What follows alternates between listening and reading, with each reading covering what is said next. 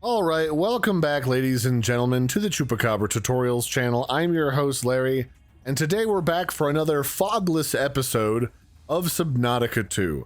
We're going to be taking a deep dive, because we got to get the ocean-related puns out of the way immediately, and take a look at some specific points of interest that people wanted to take a closer look at the end of the previous video.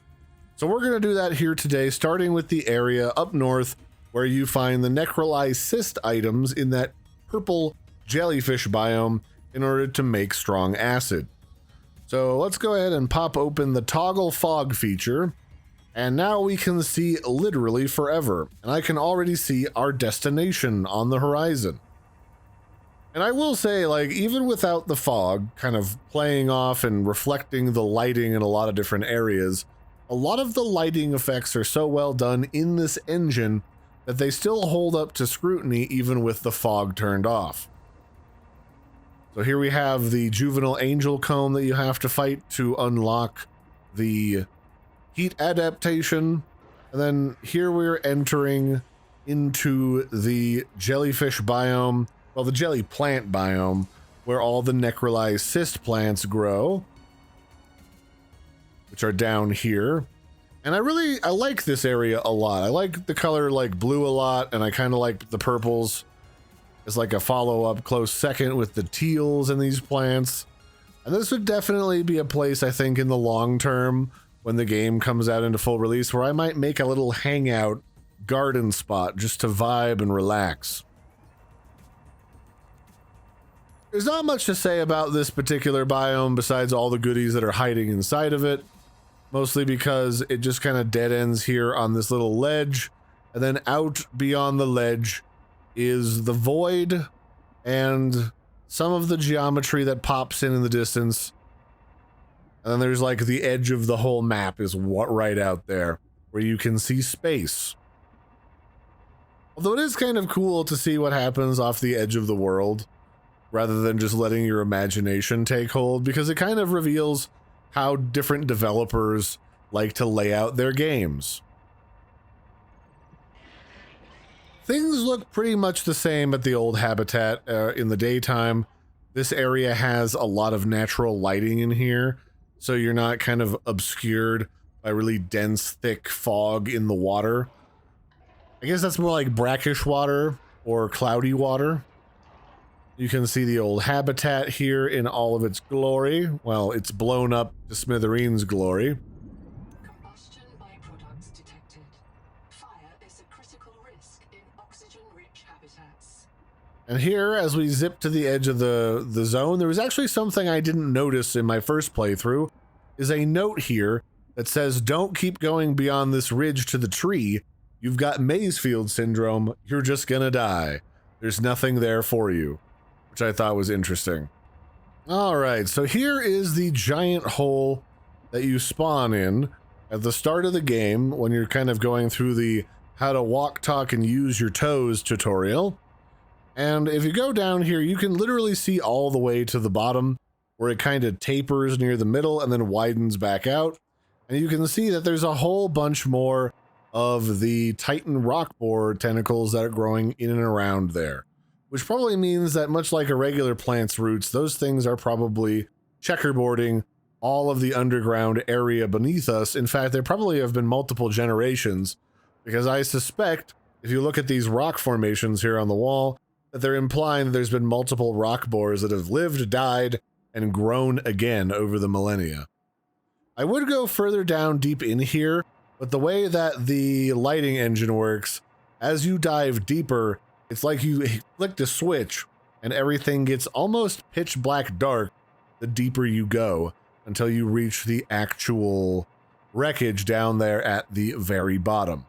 So that's kind of disappointing, but that's just the mixture of the lighting engine and the fog working together to create the natural depth effect that you would see when actually going to the bottom of a giant hole in the ocean.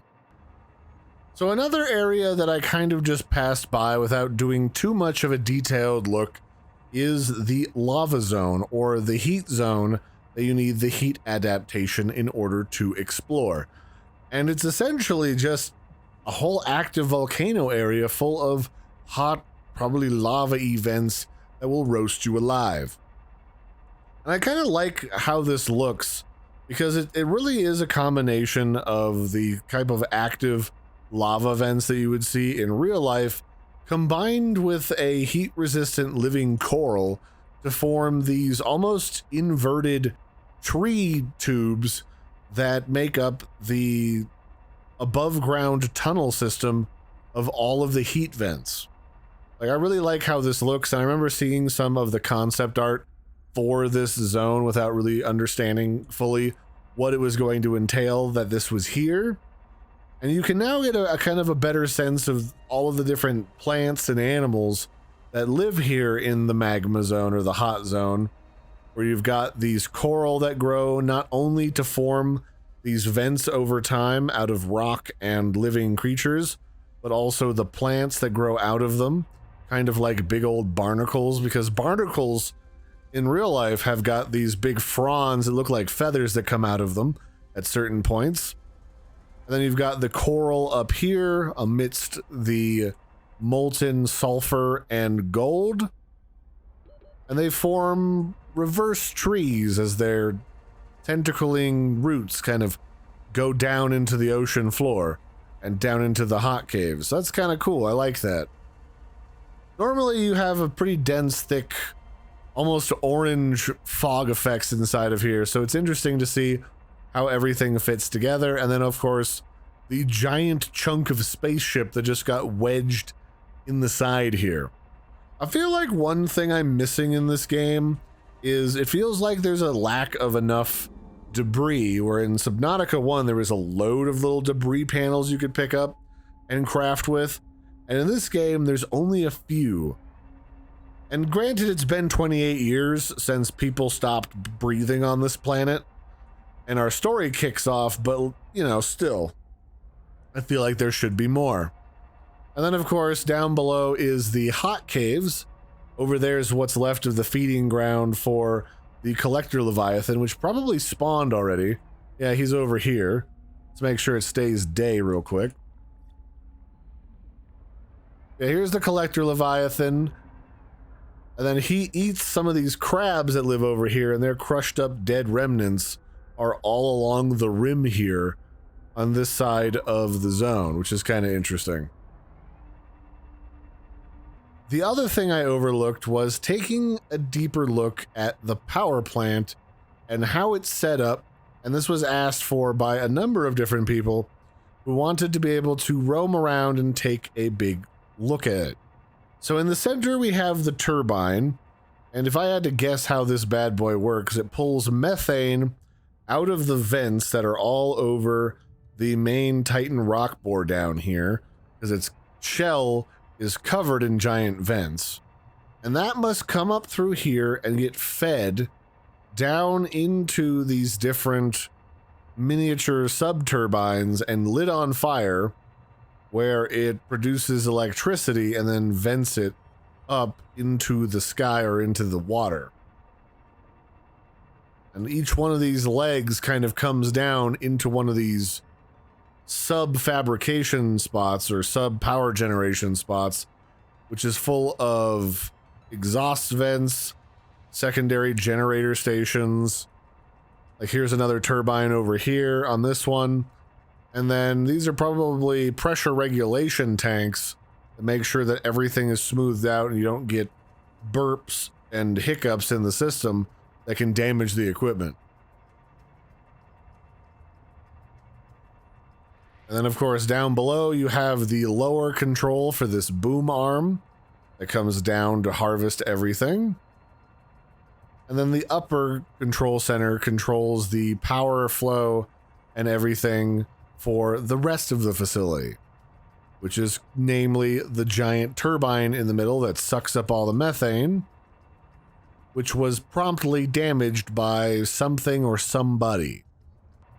And I will say, I like the notion of seeing different concepts of what alien species might come up with for similar methods of generating power and developing similar technology than what human beings have already come up with, and then making it so that there's definite similarities between the two.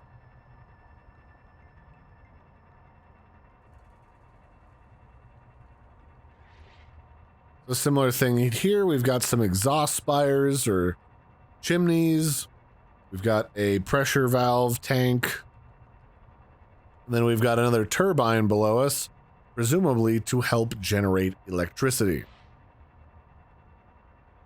And then this all hooks up over there to the power, or to the metal farm, where that control tower there was originally supposed to control all of those machines that produce the metals out of the air or the ocean, since that's what fish breathe instead of air. Now, the last thing I would look at before heading out from this video, because I could cruise around here for hours just gawking at everything with the fog turned off, is there was a theory going around that the area around the alien observatory / observation station looks like it might have been hollowed out for use as a city at one point, or as a place for people to work and operate this machine, because it's clearly very large and needs a lot of power if they're building this whole plant here just for that.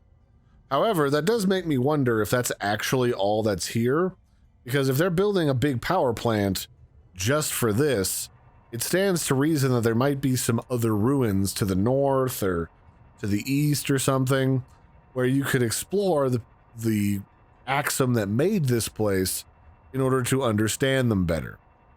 Because I will agree, it does look like a lot of this place was originally carved out in order for people to build larger houses underneath of these rocky outcroppings. And I think with that, that's pretty much it for the exploration of Subnautica 2 during the early access period. Just because it's a limited sized map and you can really only drive over the same map once or twice before you've essentially seen everything with the fog turned off. So that'll be it for this one, ladies and gentlemen. I've been your host, Larry. Don't forget to like and subscribe, and I will catch you next time. Bye, everybody, and have a good one.